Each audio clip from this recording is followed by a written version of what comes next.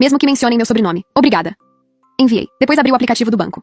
Bloqueei temporariamente os 2 cartões de crédito vinculados aos débitos automáticos da casa dos meus pais. O aplicativo perguntou se eu queria gerar novos cartões. Gerei. Ativei os 2. Depois o banco perguntou se eu queria transferir os débitos automáticos para os cartões novos. Respondi que não. Marquei um por um os pagamentos para cancelamento definitivo. Confirmei todos. Fechei o notebook pela segunda vez. Voltei para o quarto. Deitei de barriga para cima. Estiquei as pernas. A rachadura no teto continuava igual à última vez que eu tinha olhado. Pequena, sem aumentar. O celular vibrou outra vez na mesa de cabeceira. Não olhei. Estiquei a mão, peguei o aparelho, abri as configurações e ativei o modo silencioso total até às 7 da manhã. Deixei o celular virado para baixo de novo. A tela ficou escura. Apaguei o abajur.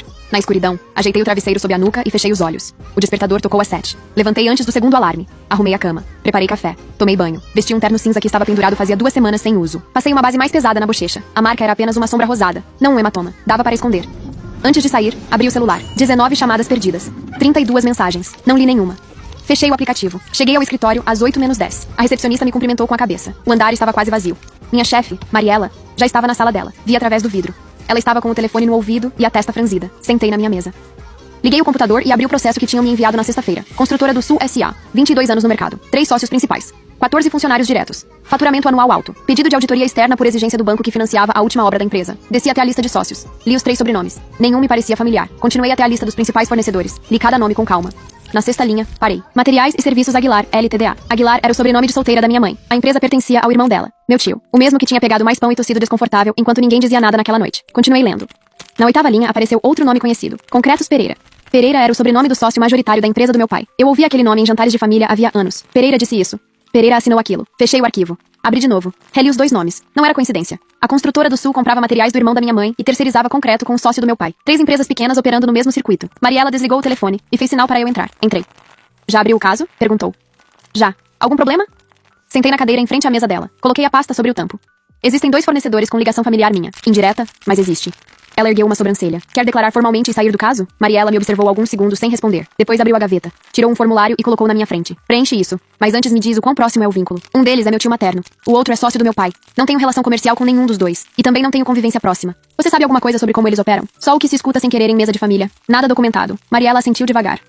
Preenche o formulário. Mas continua no caso. A declaração fica registrada no seu arquivo. Se aparecer um conflito real, nós 2 saímos juntas. Por enquanto, vínculo declarado e trabalho normal. Não é a primeira vez que isso acontece. Preenchi o formulário na mesa dela. Assinei. Ela assinou embaixo. Depois, arquivou. Mais uma coisa. Disse antes que eu saísse. O banco pediu essa auditoria porque suspeita de superfaturamento entre o cliente e alguns fornecedores. Se você encontrar algo, relata como qualquer outra irregularidade. Sem filtros. Sem avisos. Entendido? Entendido.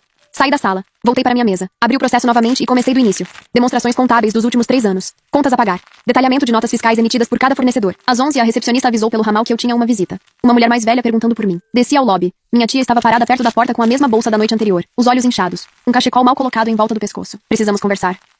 Aqui não. Levei ela até o café da esquina. Pedi chá para mim. Ela não pediu nada. Assim que sentamos, começou a falar baixo, olhando para a mesa. Sua mãe está mal. Seu pai não para de gritar. Sua irmã não dormiu. O telefone não funciona. A televisão não funciona. O Wi-Fi não funciona. Seu pai diz que isso é um ataque. Que você vai se arrepender. Que isso é ilegal. Não é ilegal. Eu sei. Ela levantou os olhos pela primeira vez. Por isso vim. Fez uma pausa. Tem uma coisa que você precisa saber. Esperei. Seu pai está tirando dinheiro da empresa há meses para pagar os gastos da sua mãe e da sua irmã. Fiquei quieta. Ela continuou. O carro da sua irmã foi comprado no cartão corporativo mês passado. E os presentes de ontem também. Todos eles. Como você sabe? Pereira me contou no jantar de outubro. Ele estava furioso. Disse que seu pai estava colocando ele numa situação complicada com os sócios e com o banco. Ela apertou os dedos um contra o outro. Eu não queria te contar porque não era problema meu. Mas ontem, depois que você saiu, ouvi sua mãe falando no telefone com um contador. Ela dizia que precisava arrumar os números antes do fim do ano. Tomei um gole do chá. Por que está me contando isso? Porque você é a única daquela casa que entende de números. Olhei para ela alguns segundos. E porque ontem ninguém me defendeu. Ela baixou os olhos. Eu também não. Ficou em silêncio por um instante. Não vou te pedir desculpas porque não mereço perdão. Enfiou a mão na bolsa e tirou um papel dobrado. Colocou sobre a mesa. Só estou te avisando. Abri o papel. O nome do contador. E o telefone de Pereira. Faça o que achar que deve fazer. Ela se levantou. Saiu do café antes que eu pudesse responder. Fiquei olhando ela se afastar pela calçada, ainda com o cachecol torto. Guardei o papel no bolso interno do blazer. Paguei o chá. Voltei para o escritório. No elevador, destravei o celular e abri novamente a primeira linha do processo. Concretos Pereira. Subi até meu andar. Sentei. Abri uma planilha nova em branco. E comecei a inserir os números. Trabalhei até às 9 da noite. O escritório esvaziou às 7. Às 8, só restávamos eu e o segurança da entrada. A planilha cresceu para 3 abas. Uma com as notas fiscais da Concretos Pereira para a Construtora do Sul, outra com as notas da Materiais Aguilar, e uma terceira com os preços de mercado dos mesmos produtos no mesmo período, retirados do registro público de licitações. Os números não fechavam.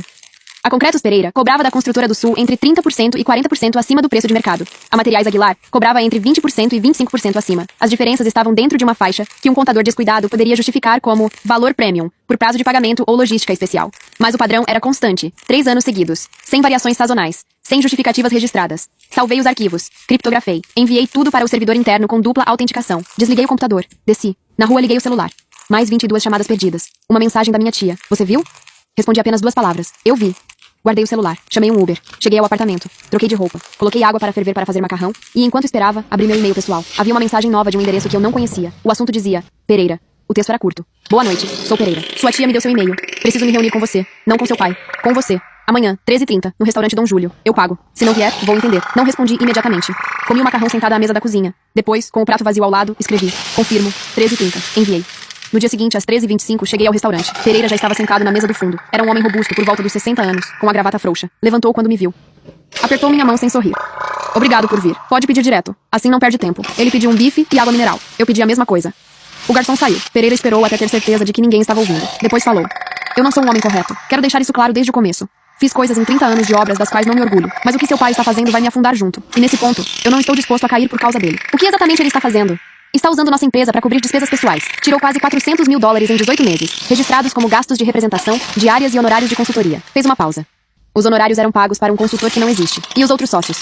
Eu sou um dos sócios. O outro, o engenheiro Mendes, está doente e assina qualquer coisa que coloquem na frente dele. A esposa dele tem procuração e assina por ele. E recebe uma comissão para fingir que não vê nada. Ele apoiou as mãos sobre a mesa.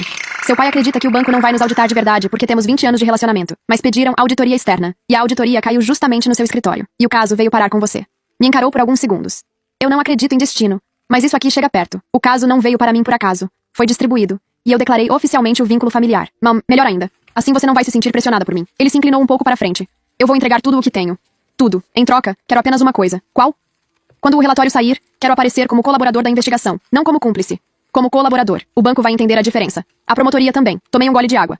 Não posso prometer nada. A classificação de cada envolvido depende das provas. Se você entregar documentação voluntariamente antes da auditoria formal, isso será registrado. O resto cabe ao banco e, eventualmente, ao juiz. Ele assentiu.